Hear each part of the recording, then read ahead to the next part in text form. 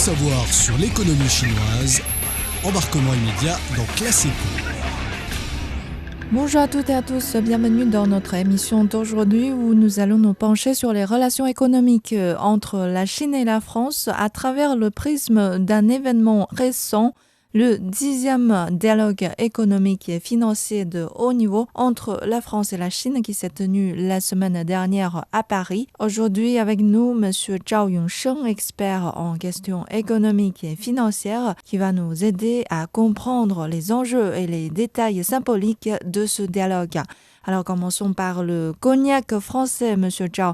Ce breuvage emblématique est au cœur d'une enquête anti-dumping sur les brandies européens. Un sujet majeur lors de la rencontre entre le vice-premier ministre chinois He Lifeng et le ministre français de l'économie Éric Lombard. Pouvez-vous nous donner un bref aperçu des derniers développements de cette enquête? Merci de votre bonne question. En effet, on a commencé l'investigation anti-dumping le 5 janvier l'année dernière. Ensuite, le 11 octobre 2024, les mesures anti-dumping ont été exécutées, tout en exigeant les importateurs de soumettre une caution. Vers la fin de l'année dernière, le 25 décembre 2024, le ministère du Commerce chinois a prolongé pour la première fois la période d'investigation jusqu'au 5 avril 2025. Ensuite, le 2 avril 2025, le ministère chinois a prolongé pour la deuxième fois cette investigation anti-dumping jusqu'au 5 juillet. Alors, pour nous, on ne boit pas de cognac, c'est pas très grave pour les Chinois, mais alors pour les producteurs français, ça c'est grave parce que ça concerne, par exemple, le secteur de cognac, concerne 4400 fermes, concerne 120 usines, et ça surtout, c'est lié aux 15 000 d'emplois directs et 70 000 emplois indirects. Alors, pour ce point-là de cognac, moi je pense que on a encore du temps. Avant le 5 juillet, on a encore environ un mois et demi. Donc, je pense qu'on va, enfin les deux parties, la partie française et la partie chinoise, vont ouvrir encore d'autres négociations pour mettre au point ce problème. On pourrait dire que loin d'être une confrontation de positions, ce dialogue a été l'occasion de discuter de pistes de coopération. Alors, professeur Zhao, quels signaux positifs ou quels détails méritant attention pouvez-vous identifier dans cette visite? Oui, je pense qu'on a envoyé plusieurs signaux positifs.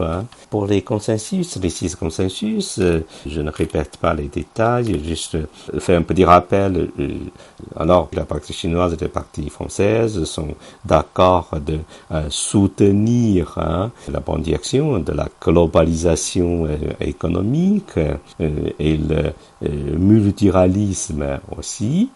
C'est le premier consensus. Deuxième consensus, les deux parties sont d'accord de créer un environnement de commerce basé sur la liberté, sur l'ouverture, sur la transparence, sur la tolérance, sur la non-discrimination. Le troisième consensus, on est d'accord de renforcer la coopération dans le domaine d'agriculture, d'agroalimentaire et dans la coopération aussi douanière. Le quatrième consensus, continuer de promouvoir la coopération dans l'énergie de carbone, de l'énergie nucléaire civile. utiliser l'énergie nucléaire, mais de manière pacifique pour faire face aux changements climatiques et d'autres défis énergétiques et de sécurité. Ensuite, le 5e consensus, c'est d'approfondir la coopération dans les secteurs d'aérospatial, dans le secteur d'aviation. Enfin, c'est le 6e consensus, veut dire élargir encore la coopération financière. Donc ça, c'est les 6 consensus. Le premier signal, moi je pense, c'est on est pour la continuation de la globalisation. Deuxième signal, on est pour la continuation du multilatéralisme. Ensuite aussi, donc troisième signal, c'est-à-dire on est pour la création d'un environnement commercial favorable. Et quatrième signal, moi je pense que c'est la méthode de négociation. On ne peut pas utiliser des méthodes de menaces. Vous voyez, donc tout ça, il faut vraiment avoir, créer d'autres canaux de négociation basés sur des principes acceptables par les deux parties. Donc ça, ce sont surtout les messages importants passés par ce dialogue. Et avec ce genre de dialogue et ce genre d'échange, on va pousser en avant les interactions entre la France et la Chine, et plus loin, on va renforcer les transactions commerciales, renforcer la coopération économique et financière, sino-française et pourquoi pas sino-européenne. Lors de son passage en France, le vice-premier ministre chinois a visité une ferme en Normandie. Comment interprétez-vous cette visite ? C'est un signe très fort passé aux Français, aux Chinois et au reste du monde. Alors là, veut dire que les deux parties, la partie chinoise et la partie française, vont accélérer la coopération agricole et agroalimentaire surtout. Bien sûr, il y a les produits agricoles, il y a les produits agroalimentaires, mais aussi il y a les technologies, et la gestion aussi, les savoir-faire de gestion agricole. Comme vous savez, l'agriculture, ce secteur d'aujourd'hui n'est plus comme ce secteur il y a 10 années, il y a une centaine d'années. C'est tout à fait différent. C'est un secteur hautement technologique. C'est un secteur qui crée aussi une valeur ajoutée importante. Donc, moi, je suis optimiste vis-à-vis de la coopération agricole, notamment agroalimentaire, entre ces deux grands pays agricoles. Comme on le sait, les pourparlers économiques avec les États-Unis à Genève ont abouti à des résultats dépassant les attentes du public. Selon vous, comment cette dynamique positive pourrait-elle également profiter à la coopération économique franco-chinoise ? Vous savez, c'est-à-dire dans ce monde, les trois les plus grandes économies, c'est les États-Unis, la Chine et l'Union européenne. Donc, moi, je les définis comme une relation tripartite. Triangulaire.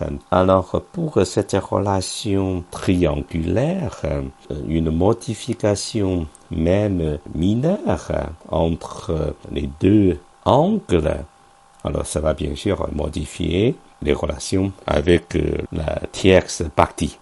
La dynamique positive à Genève, ça va bien sûr ça va profiter à la coopération économique franco-chinoise.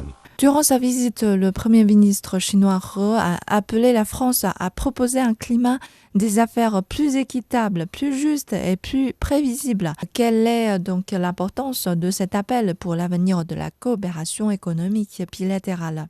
Alors là, vous savez, avant cette guerre commerciale déclenchée par les États-Unis, moi je suppose que le monde commercial a été plutôt dominé pendant ces décennies par les États-Unis ou l'idéologie commerciale à l'américaine. Alors, moi je pense à partir de ce dialogue économique et financier franco-chinois, si j'ose dire, on va entrer dans une autre époque, initiée par la Chine d'abord et ensuite par la France et d'autres partenaires commerciaux européens.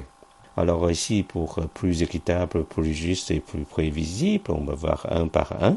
Équité, ça c'est très très important en fait dans les transactions commerciales, dans les imports et exports. C'est juste à cause de ce principe, plus équitable, qu'on peut continuer à faire des affaires.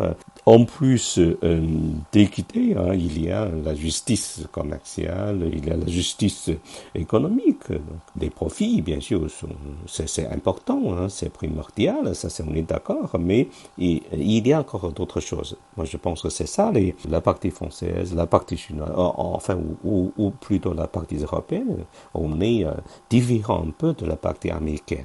Cette dernière est plutôt basée sur les profits. Donc, ça ne suffit pas, on est quand même dans un autre monde déjà. Ensuite, pour le troisième principe plus prévisible, alors ça c'est le principe de prévisibilité, veut dire, alors si vous voulez assurer une économie, une croissance, un développement économique et commercial de manière stable, il faut vraiment créer un système prévisible. Il ne faut pas étonner vous voyez, les décisions doivent être prises de manière logique, avec un mécanisme qui marche bien et justifiable. Il ne faut pas prendre des décisions par un coup de tête. Donc ça, c'est le troisième principe qui est important. C'est pour ça qu'on a créé ce système de dialogue au niveau. Et la Chine a créé aussi ce genre de mécanisme de dialogue avec l'Allemagne, avec d'autres pays. C'est comme ça qu'on travaille. Il ne faut pas imposer vos volontés aux autres parties. Il faut écouter les autres. C'est pour ça, moi je pense que c'est très très important. En fait, cette fois, notre vice-premier ministre a avancé ces trois principes. Ça représente un nouveau climat des affaires. C'est pas seulement juste pour les deux parties, la partie française et la partie chinoise. Pourquoi pas pour un domaine beaucoup plus large? Pourquoi pas un jour pour tout le monde entier, quoi.